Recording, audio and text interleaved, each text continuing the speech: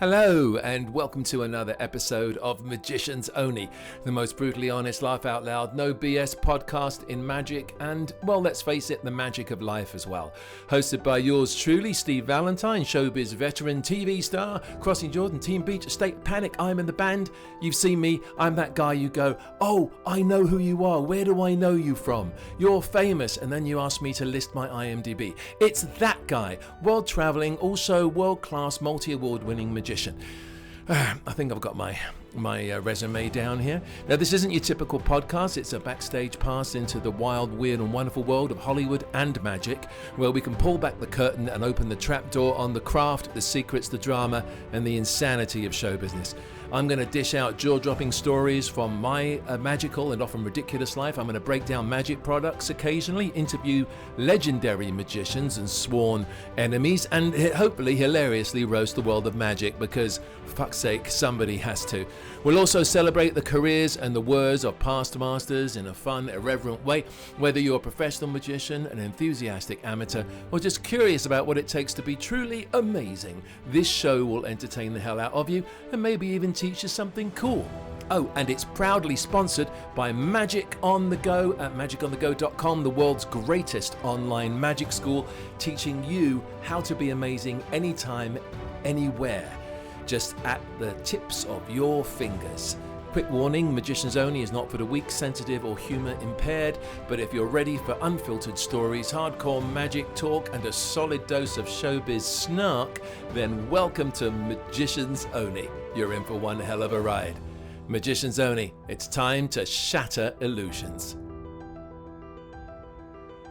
Sometimes I feel like a market trader who's like, oh, do I have a deal for you? You know, like one of those people that you see in the marketplaces, Petticoat Lane in London, selling stuff on the back of a lorry. Or, you know, that opening scene in Lock, Stock and Two Smoking Barrels where Jason Statham is like, I've got this pen, it comes with solid gold, you know, the whole crap. Sometimes I feel that way when I tell you that have I got a great episode for you? But you know what today, guys? I really, really do. This is another interview episode. Plus, we have a great reading at the end, the words of a very famous magician from the early 1900s, and some stories of crazy things that actually happened to magicians while they were staying in hotels.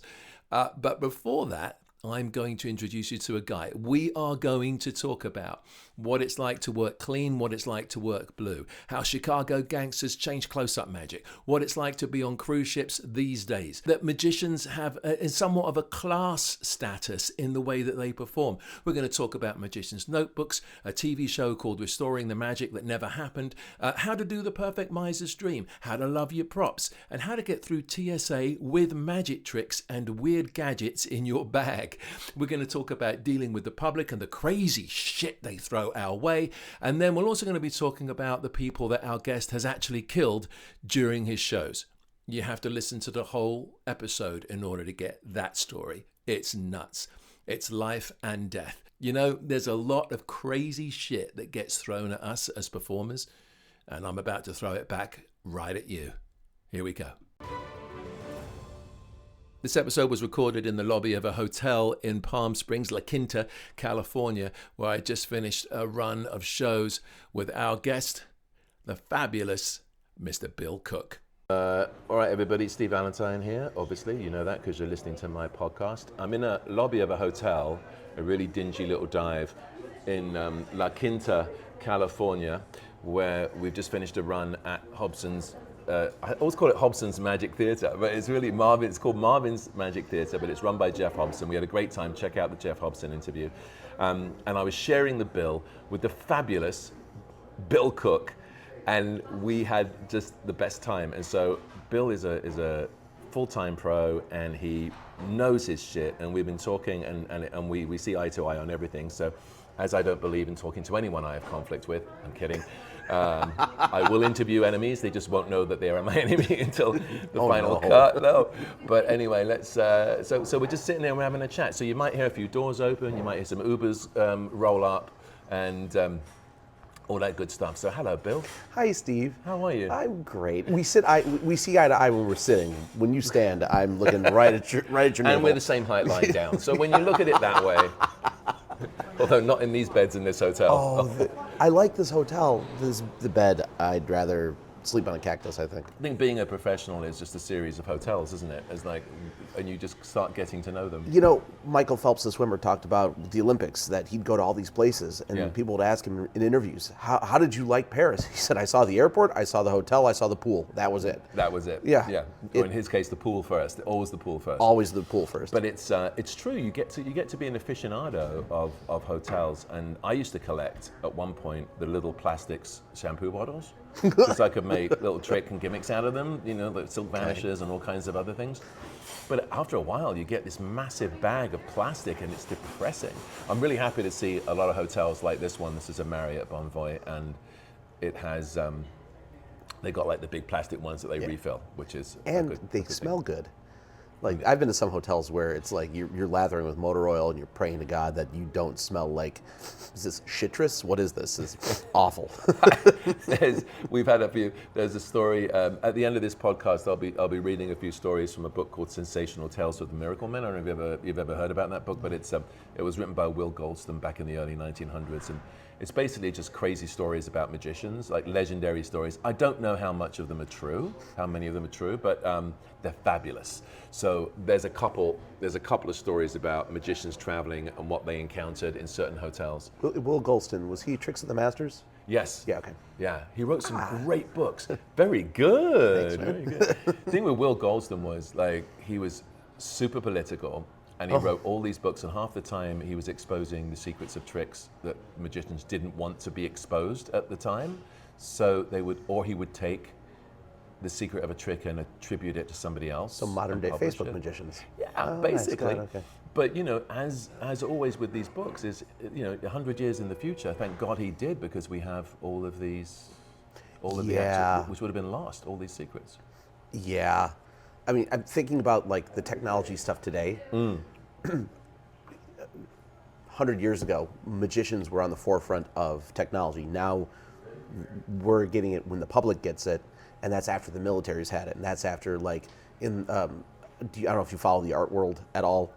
There's this an artist, Anish Kapoor, and how he has jumped on the Vanta Black. The Vanta Black thing, which you can't buy. I won't sell you only my I Vanta allow. Black. Yeah. Only you get the deepest blacks. Right. You can get 98% But black. there's also another guy who's jumped on that, and I forget his name, but he was selling this black paint, and he was like, it's the next... Stuart Semple. Yes, it's next to... And you get it, and you're like, no, it's okay. I'm in overhead lighting, and I can see everything. Yeah, black velvet is still the best, as long as you get the pile right, which is something I learned from an old book. Was it triple crushed velvet something? But when you set it up for...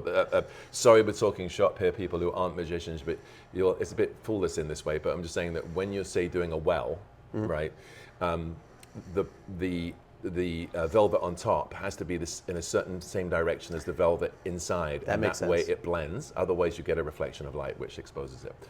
And these are all the things the magicians have to think about. At what point in doing card tricks did you say to yourself, you know what, I need to go to the fabric store and check out the grain pattern of velvet? I used to be so simple, like a deck of cards, a TT, and a wallet and a pen, and that was it. And then for a little minute, I had a bit of money, and that's dangerous because then what you do is you start buying every prop. But I wanted to, and then I started creating my own stuff, you know. So now, as you saw, I got like 2 suitcases full of crap in my show. You walk out and work out of your pocket. Well, no. I'm not jealous of Okay, so I was doing a 15-minute close-up set and a 15-minute opener for you. And I walked in with a suitcase, a garment bag. Inside of my suitcase. I was just trying to make you sound great, but if you want to go there, no, it's I can't. We're magicians. We're pack rats. We look at. We are the crows of entertainment. We look at stuff like shiny. I could put that in my show. It's so true. You mean like the magpie, the crow, any of those birds, really? Yeah. It's true. I mean, everybody wants to work out of their pockets. The ideal for any magician, I feel, I can't speak for everyone, but it's to just walk out to a microphone like a stand-up and just work out of the pocket, and at the end of it, walk off, leave the stage clean, introduce the next act. But I like to make a mess. In an optimal world, like if you're in an ensemble show, that's fantastic. But then there are people that you need confetti, which confetti hides and showcases a lot. Yeah. You need coils, water. There's always extra things that wind up being needed that add to the show. Production value, I think it's important. Yeah. And production value doesn't have to be expensive. No. A few drops of water makes everything. A well-timed F-bomb in a show. Just the one time you drop it. Yes, Eugene Berger had one F-bomb he would drop in a show. Oh, did he really? I watched Darren Brown drop one F-bomb in a show. Yes, he does. Yeah. PG-13 movies allow 2 S-words or 1 F-bomb. Amazing. And you have to pick what it's going to be. What it's going to be. Yeah. Do you find you do a lot of cruise ships? Yeah. So what are you told when you do the cruise ships as far as language? Probably clean, absolutely, 100%. On the ship, I already know I can't work blue. I have to work family friendly. And honestly, in today's environment, if you work blue at all, you suddenly become limited. Once the kind of, what's the word I'm looking for? Once the word gets out that you have a blue show, yeah, agents that I've spoken to have been like, I can't book X, Y, and Z because I know he has the capability to. Oh, or okay. They have. Even if you say like, I can make it clean, they're like, what happens if you slip? Or I've seen your videos online and you're clean. I'd love to work with you. Or I've seen this performer's video online. Yeah. And I saw what they did, and I can't have that. Yeah. And it's weird how I like to get gritty. I like to find where the line is and tiptoe it. Yes. And I'm doing that dangerously for my own enjoyment. I need to stop doing that because I don't want to screw up the great gig that I have. You know, cruise ships are very sensitive to that stuff. One screw up. And Tom Frank has a great line, by the way. You know Tom? Yeah. Tom Frank in LA. I've had cigars with Tom. Tom's amazing, right? He's got this line. He goes, Steve. He says, when it comes to drawing the line, we were talking about drawing the line. He goes, I like to go right up to the line and take a shit on it. I think, Tom, that's the most perfect analogy of his show, because that's what he does. Yeah, but like on the ship, there are designated. I work most of the year at sea, and there are designated shows that are considered the adults only show, right. And there are still kids. Right. And I watch comics that say adults only, bet, and they come out and the material they say, and there are certain words in other countries that are allowed, and in the United States, it's an immediate half the audience get up and leave. Yeah. They'll come out and start with the 7 words you can't say on TV, a la Carlin, just to get a feel for the room. Yeah. It's like that's not how you start, man. No. George built to that. Well, you have to. I think you have to. It's like in my show, I have a thing where I talk about having to go to the bathroom on stage, which is very risque, and especially because I produce a bucket of pee at the end of it. But it's not as gross as it sounds, people. Or maybe it is. I don't know. But the thing is like I would never do that early in the game. Like that's the second to last thing I do because I feel like I've earned. They understand I'm cheeky at that point, and they get my sense of humor. And hopefully they've grown to like me and forgive me, you know. Because if they haven't, but if I did that early in the show and just completely turned them off at the very beginning, you know, it would be awful. But knowing your demographic, knowing your audience is everything. Yeah, right. I'm introduced as I'm from Chicago. Right. I come out, I say again I'm from Chicago.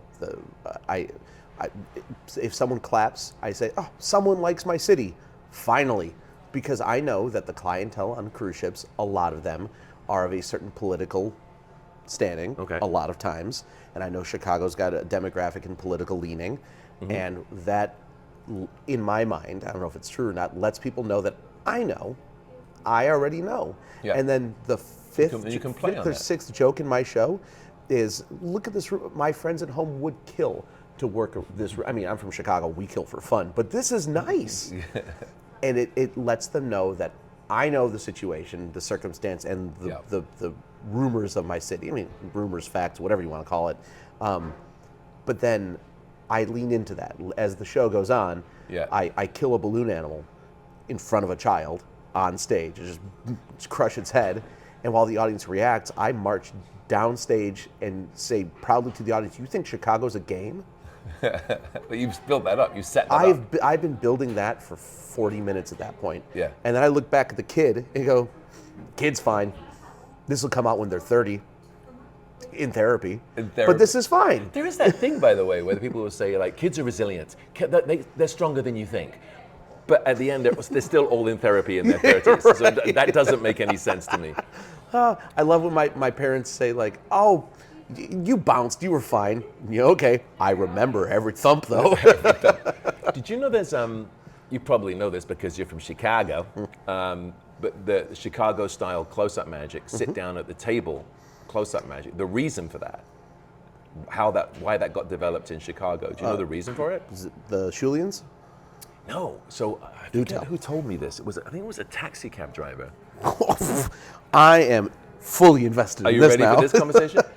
So apparently, walk around close-up magic in a bar, right? So let's imagine you got a bar and it's like a speakeasy and it's a Capone, right? And you walk up to his table and you start doing close-up magic, fine, like Burt Allerton or someone like that. But the problem is, you're standing in front of the table.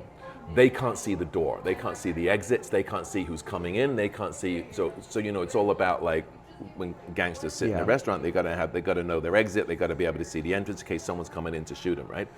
So they insisted that the close-up magicians sit so that they could see the entrances and exits, and that's Chicago style. Yeah. I had never heard that before. I don't know how true that is, but I kind of like the... You know what? Whether true or not, the more you repeat a lie, the more it becomes fact. It's fact. Like that idea. I've been telling a lot of people. Okay. It's real, but it's also a great patter theme, isn't it? Yeah. Like, I mean, for a presentation of like a 4/8 bullet trick or something. Well, so to me, the three godfathers of Chicago close-up magic are Matt Schulian, Burt Allerton, and Don Allen. Yeah. And I haven't heard anyone else say this, but it's the three levels of society. You had the blue collar, the white collar, and the light blue collar. So blue collar was Schulian? 100%. Bar owner. He was a large man. Yeah. A gigantic human, both in stature and in magic style. He would do fast and aggressive and take no prisoners. He would do final loads under his belly. Yeah. I'm not kidding. Produce stuff from underneath the folds of fat. No. That's where he would store them. That's how he would store his secrets. Yes, that's where he would store his secrets. Can you imagine finding a gimmick there like a month later? He would produce fruit. Could you imagine that smell if you forget and you get home 3 days later? You're like, wow. Why does it smell like dead limes? Oh. That's just, yeah. He would do carded glass using a patron's glass off the bar, and he'd say to them, drink, finish it. Then the corner would appear in the glass. You go, great. You want another beer? And then sell him another beer. That's fantastic. Don Allen was the middle class. Middle class. Don was middle class. Light right? blue collar. Yeah. The person that I believe we attribute the modern day invisible deck patter to would be Don Allen. Yeah, I mean, there's always debate about that, isn't there? Yes. I mean, Joe Berger was claimed to, but I don't know if that was the presentation or the deck. I think it was the set of the deck, because I thought they started as brainwave style, and then Don did it outward. But if you listen to Bill Abbott's lecture he did at Magic Live a few years ago, do you remember who the first person was to, on film, have done an invisible deck of cards? I imagine Stan Laurel. If I remember correctly, it was Stan Laurel. Because it sounds like the kind of thing he would do. Yeah. Yep.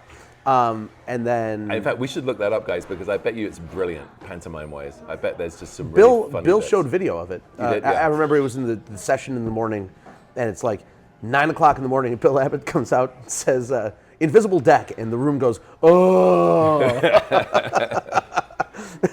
Because they all use it secretly, of course. Uh-huh. Segue on that. I remember Rick Thomas performing at the World Magic Seminar, and he brings out his linking rings, and he puts gloves on to do his rings, and he takes the rings out of the bag, and the room full of magicians mutters. And over the music, he goes, shut up, you haven't seen me do it yet. God bless him.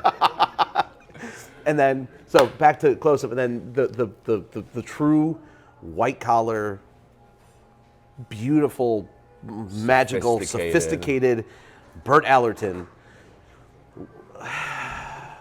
did some of the wackiest magic for as nice of an entertainer he was. Yeah. He did some strange things, didn't he? In his book. So he would do, well, the Vanishing Birdcage was always interesting.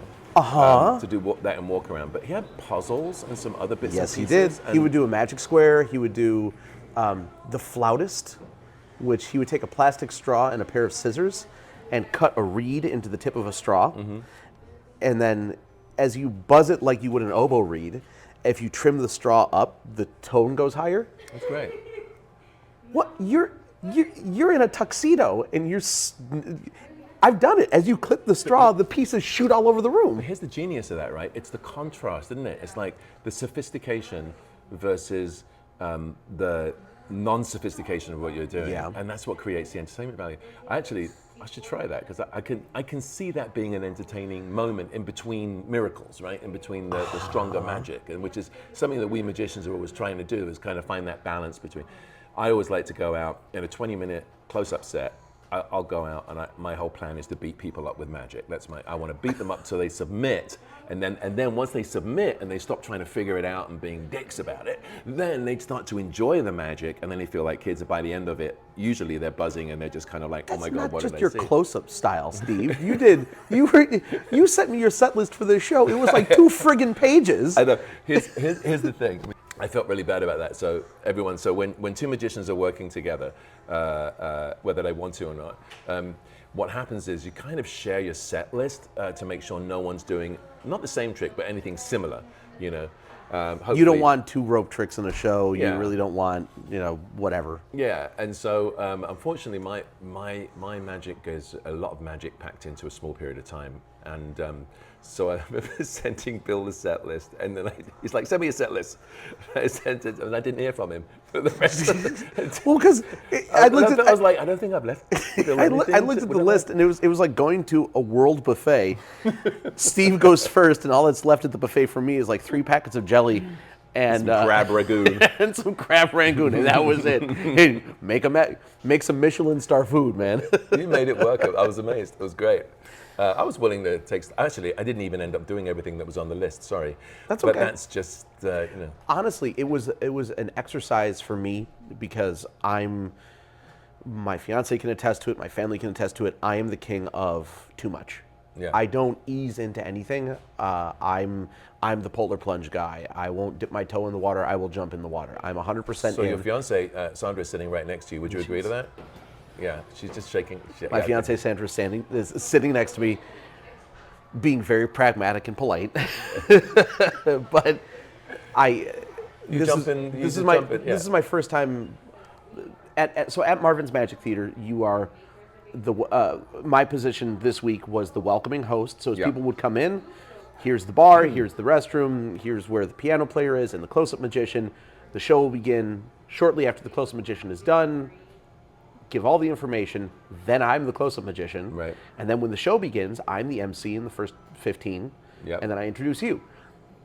I've not done that a whole lot. And this opened up a new learning experience for me of how do I just work out of my pockets. Yeah. Because normally I'm the guy with 2 Pelican cases rolling in and 3 tables. And you don't have time to do any of that. Nope. You got to get moving, yeah. And this is a personal challenge to myself.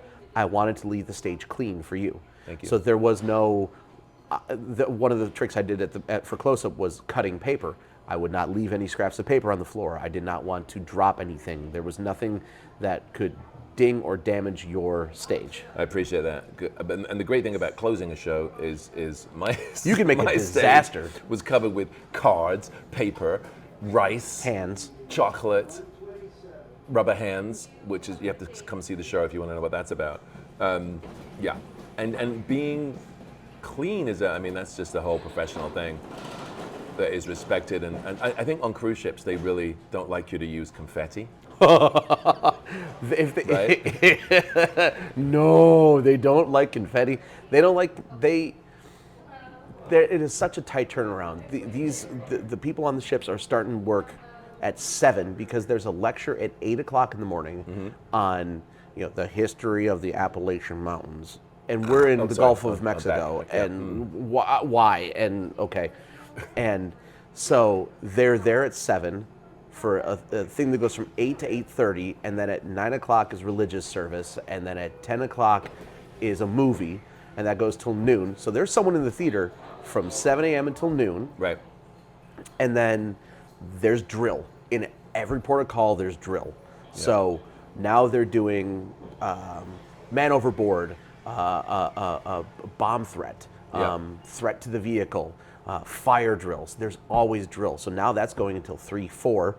Rehearsal starts at 4 o'clock for a 7 o'clock show. Yeah. They have 45 minutes for dinner to get back in the theater for when the house opens. The show starts at 7. It's 45 to 50 minutes. Then there's another show in another part of the building they then have to go and do.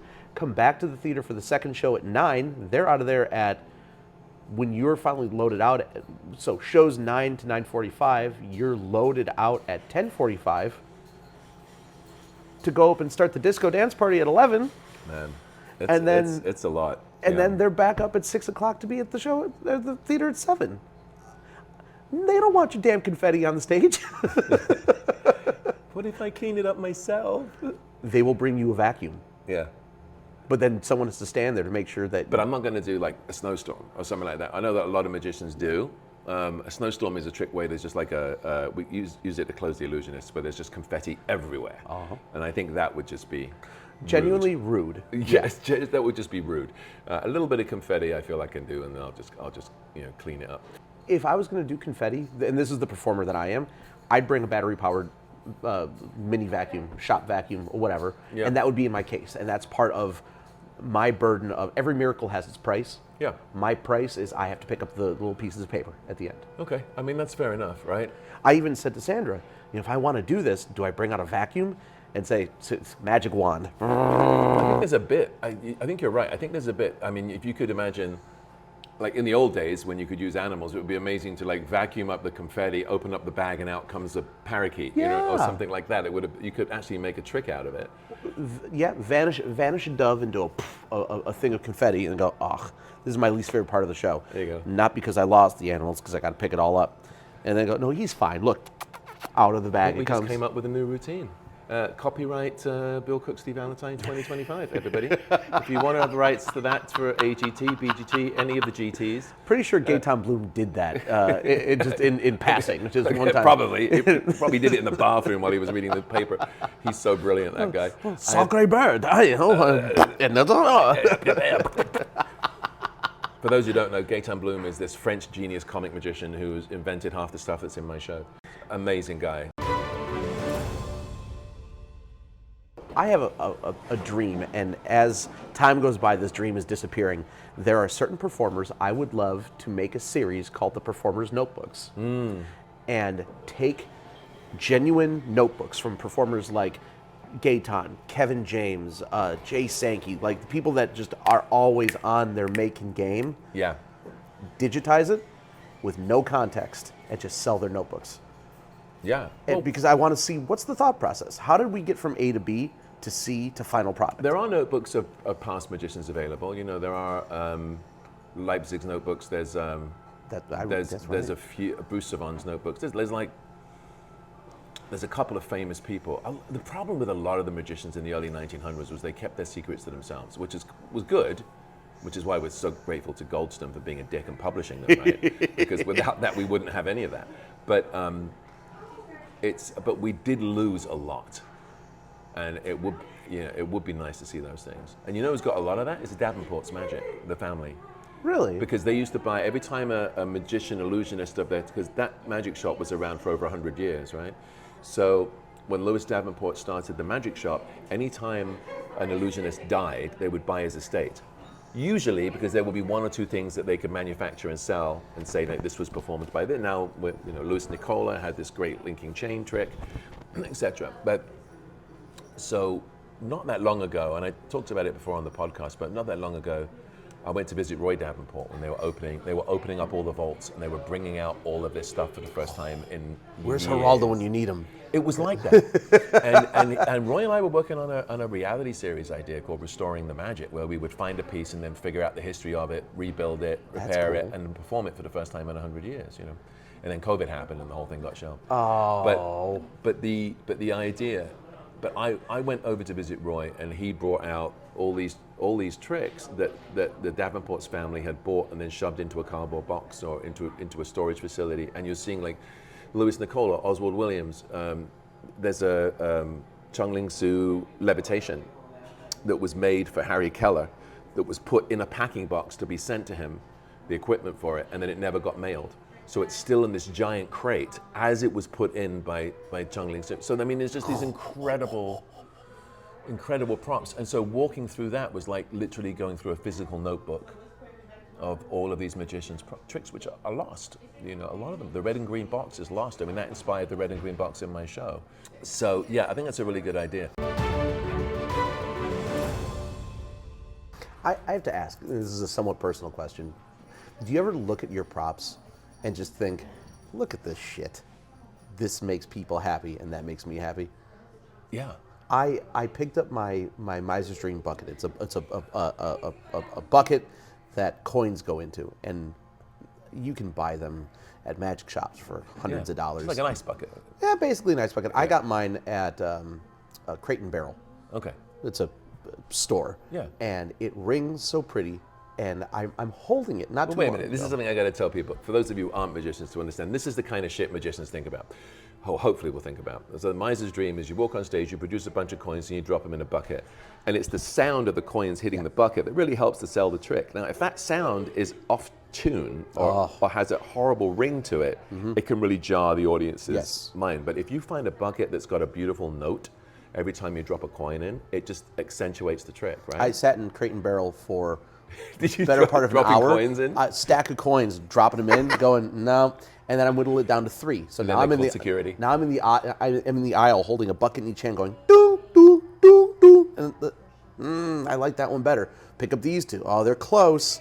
They're close, but maybe this one.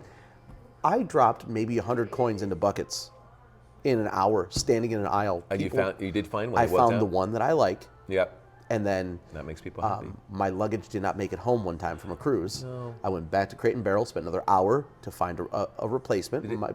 My stuff came home. Make it? It came home. Oh, okay. All right. But now I have 2 that are very close. Not perfect, but enough that like it was the one that made me happy. Anyway, I'm looking at this bucket and all the scratches and there's not dings, but little imperfections. I'm holding it not too long ago and just thinking, you were destined to hold silverware, and now you've made countless people around the world happy. How do you feel? It's an interesting thing about inanimate objects. I spend a lot of time with them. Yeah, but looking at them like they're not inanimate and treating them as, because there was an acting teacher called Michael Chekhov who was wonderful, and he was I think he was the nephew of Anton Chekhov, the playwright. I was gonna say, is this Chekhov's gun? No, different. That's different. Never mind. Yeah. No. Yeah, don't worry about it. But Michael Chekhov's style was a little bit spiritual. It was his style of acting was very. It was about energy and frequency, which is actually coming more into the forefront now of just regular kind of yoga practice and everything, which is kind of interesting. But so he was ahead of his time in many ways. But his whole thing was when he arrived on set to do a film or a play or whatever, he would walk around and say hello to all the props, and pick them up and talk to them and kind of get a feel and a vibe. Because if he didn't, when he would pick it up in a performance, it would feel alien to him, and it would usually, if he'd open up a matchbox, the matches would fall, or a thing would get knocked over if he didn't know the space, right? And I thought that was brilliant. So I do that because I think that these props that we have are there with us.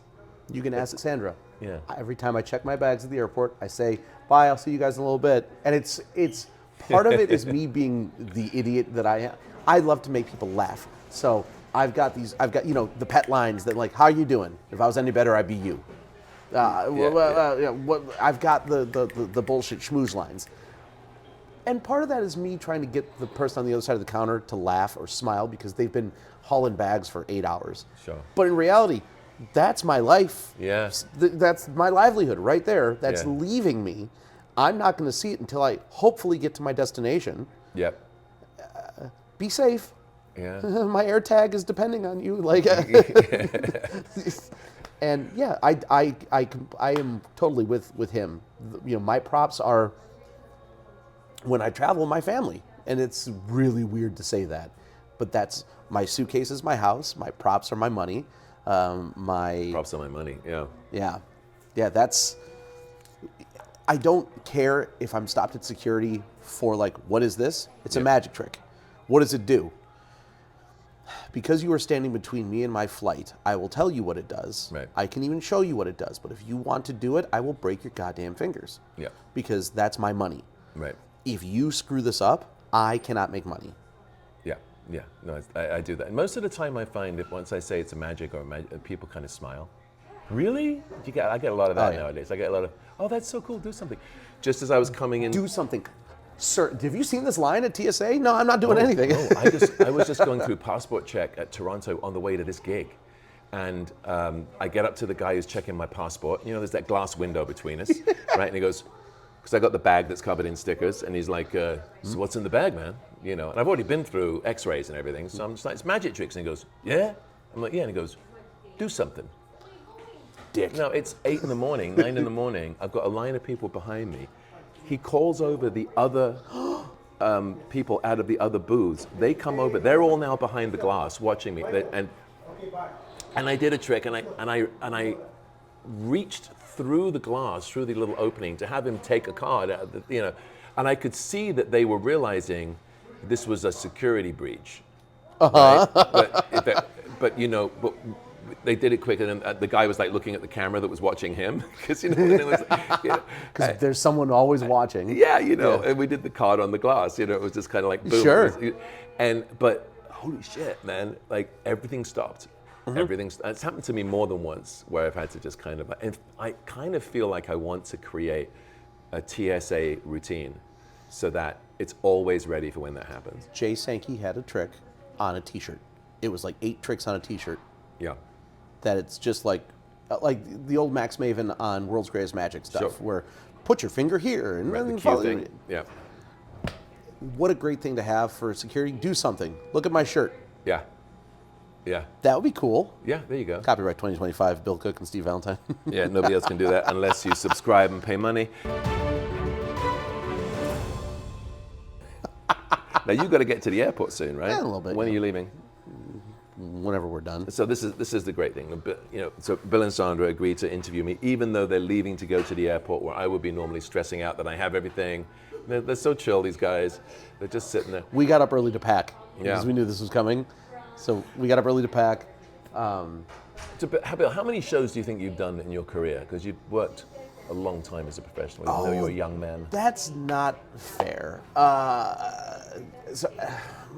Professional gigs. Gigs or shows, because every table was a show. Yeah. Every show at the pumpkin farm that I work at in the fall is a show. Yeah. 20 minutes, 8 All times right, a so day. You've done thousands of shows, Yeah. what you're saying. And dealing with the public is always interesting, right? Yeah. Anyone who's in sales, anyone who's in any kind of career or job where you're dealing with the public knows that it's a love-hate relationship. You know, you can love your audience and you can hate certain people that are in the audience, and there will always be people who will try to, which I never understood, always people who will try to derail you and basically kind of either verbally or physically abuse you in your workplace. Yep. And because being a performer, think about this, people, being a performer, when we're on stage, that is our workplace. That is kind of where we make a living. What are some of the crazier things that have happened to you during a show? I've killed 7 people. What? That's not a joke. I've killed 7 people. Okay. On my land. Security? No. When I'm not on ships, I perform a lot in senior living communities, homes, nursing homes, veterans homes, Beautiful. rehabilitation homes. It's, dare I say, it is necessary for both me and them. Yeah. It is enrichment for the residents of the homes. Yes. It is daytime practice for me, and most of these assisted living, rehabilitation, memory care facilities. The work is anywhere from 10 in the morning until 5 o'clock in the evening, which allows me to then do other gigs at night. Great. But you're working with the elderly. Right. And there have been 7 occasions where I have been the last thing someone saw. Okay. You mean like everyone gets up to leave at the end of your show and then someone doesn't? That's happened 3 times. 4 other times it has been she's asleep or he's asleep, and they wheel them back to the room, and then there's not a panic, but there's a very brisk walking nurse back to the nurse's station, followed by a phone call, followed by... And you can recognize the background activity. And then someone's upset because they were their nurse, and yeah, now family's being called, and Yeah, And the last thing they saw was a magic trick. was me. And you wonder if, as they're going down that tunnel towards the light, they're like, I'm hoping they're laughing. yeah. Genuinely hoping they're laughing. I hope they're having a good time thinking that was a good way to go. Yeah. Or they're like, I can't believe the last thing I fucking Yeah. saw was a fucking magic trick. The first time it happened, the first time that I knew that someone had passed away at my show, it really stuck with me. It really stuck with me. And I can't say it's gotten better, but it's like circle of life. That happens. And you never know. I mean, on cruise ships especially, it happens a lot. A lot of people are on cruise ships. They go on cruise ships, believe it or not, to die. They just want to travel the world, and that's how they want to live. It's actually less expensive to live on a cruise ship than it is to be in an assisted living facility. We had a lady on one ship. I remember doing a world cruise with Viking Cruises, and we had a lady who lived on the ship, and she couldn't step off on American soil because her family wanted to put her in a home and take her money. And she was like, "Fuck them! I'm going to spend my money and enjoy my life." And she had her own chair by the stage. She was amazing. Good for her. Yeah. She was treated like a queen. Yeah. You know. I spent most of the year with Royal Caribbean, and there's a guy, Super Mario. He just did his thousandth cruise with Royal. Amazing. He lives on the ship, and then he'll do 6 months on this ship, pack up his stuff, go to the other ship, plop down. They put a desk and a sign with stanchions on the pool deck, and that's Super Mario's office. He sits outside, smokes cigars, trades the market on his laptop. So you'll get up on the pool deck at 4 o'clock in the morning. He's out there doing the Asia market. Then he's gone for a few hours. He's back for the opening of the American market. Wow. Yeah. That's amazing. Yeah. There's but it's true. You never know what can happen in an audience during a show. I've had people choke on food. I had someone pass out at the Magic Castle. Yeah. I had someone become really upset with me at the fact that I made a paper flower for his daughter, and the color of the flower I made was red, which to him symbolized it was a flower of love for his daughter. That was new to me. I think that's more indicative of what's wrong with him than anything else. But you just never know how people are going to be offended by something. I mean, there are bits that I used to do that I don't do anymore because, like, I'd put something in my mouth in a trick.